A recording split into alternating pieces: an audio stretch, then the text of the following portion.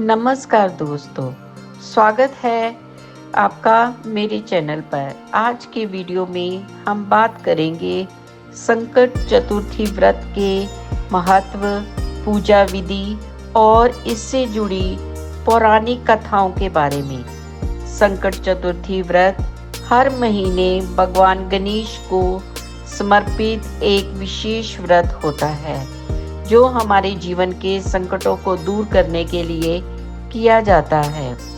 संकट चतुर्थी व्रत का महत्व बहुत बड़ा है।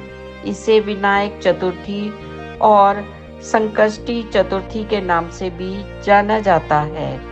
इस दिन व्रत रखने से भगवान गणेश अपने भक्तों के सभी कष्ट हर लेते हैं और सुख, समृद्धि और शांति का आशीर्वाद देते हैं।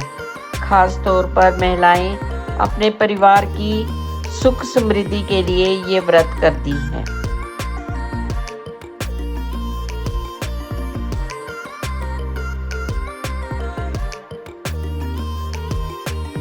सबसे पहले सुबह उठकर स्नान करके व्रत का संकल्प लें।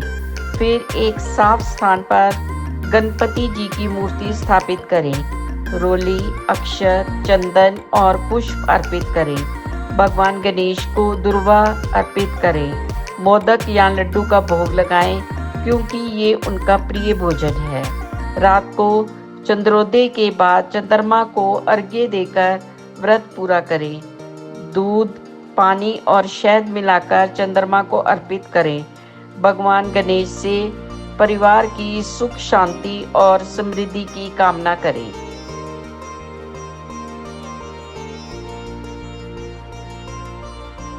आज हम आपको उस पावन व्रत की कथा बताने जा रहे हैं जिसका पुण्य फल आपके साथ आपकी संतानों और परिवारजनों को भी प्राप्त होता है।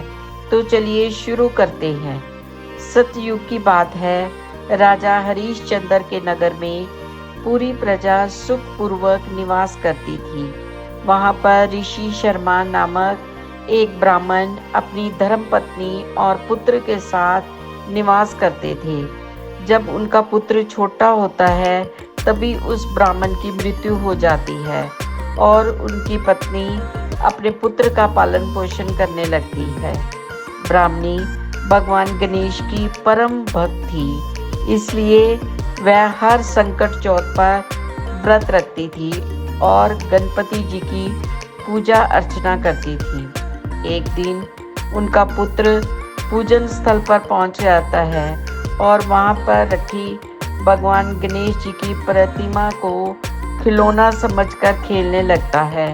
ये खेलते खेलते घर से बहुत दूर निकल जाता है और शाम को घर वापस नहीं लौटता है। उस नगर में एक कुम्हार भी रहता था जो ऐसे ही एक छोटे बच्चे को ढूंढ रहा होता है। वह कुम्हार मिट्टी के बर्तनों को बनाने के लिए काफ़ी मेहनत करता था, लेकिन उसका आवा गर्म ही नहीं रहता था। आवा यानी कि आग की भट्टी जिसमें बर्तन पकाते हैं। कुम्हार उस आवा में जब भी आग जलाता था तो वह कुछ समय बाद बुझ जाती थी, जिसके कारण उसके मिट्टी के बर्तन कच्चे रह जाते थे। चूंकि इसी से उसकी रोजी रोटी चलती थी, इसलिए वह काफी परेशान, दुखी और चिंतित रहने लगा। इस समस्या को दूर करने के लिए वह एक तांत्रिक के पास जाता है और उससे इस समस्या का हल पूछता है। तब वह तांत्रिक उसे बोलता है, तुम उस आवा के बीच में किसी छोटे बालक की बलि दे दो। इससे उसमें आग जलती रहेगी और तुम्हारे बर्तन पक जाएंगे। संयोगवश उसे ब्राह्मणी का खोया हुआ पुत्र मिल जाता है और वह उसे पकड़ लाता है। इसके पश्चात वह उस बालक को आवा के बीच में बिठा देता है और अपने बर्तनों को रखकर आग जला देता है। जब सुबह वह कुम्हार अपने बर्तनों को देखने के लिए आवा के पास जाता है तो आश्चर्यचकित रह जाता है। उस बालक को एक खरोच तक नहीं आती है और वह भगवान गणेश जी की प्रतिमा के साथ खेल रहा होता है। उस आवे के सारे बर्तन भी पक जाते हैं, लेकिन बच्चा बिल्कुल सुरक्षित बच जाता है। इस घटना के बाद कुम्हार डर जाता है और राजा के समक्ष अपने इस कृत्य के बारे में बता देता है। उधर बालक की माँ भी उसे परेशान होकर ढूंढ रही होती है और अत्यंत दुखी हो जाती है। जब राजा के माध्यम से माँ को अपने पुत्र की खबर मिलती है तो वह राजा के दरबार में पहुंच जाती है।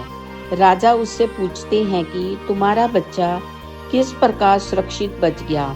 तो वह बताती है कि हे राजन, मैं कोई टोटका नहीं करती। भगवान गणेश में मेरी अपार आस्था है, तो मैं उनका पूजन करती हूँ और संकट चौथ का व्रत रखती हूँ।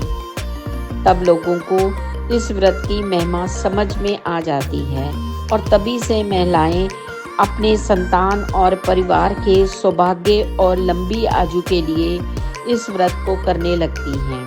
तो दोस्तों, ये थी संकट चौथ की व्रत कथा। हम आशा करते हैं कि सभी माताओं की संतानों को दीर्घ आयु का आशीर्वाद मिले और अपने परिवार में सुख समृद्धि का वास हो। पुरानी कथा के अनुसार एक बार माता पार्वती ने भगवान गणेश जी से कहा कि वे अपने भक्तों के सभी कष्ट दूर करें।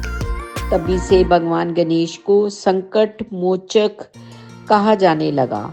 ये भी माना जाता है कि संकट चतुर्थी व्रत करने से भक्तों की सभी मनोकामनाएं दूर होती हैं।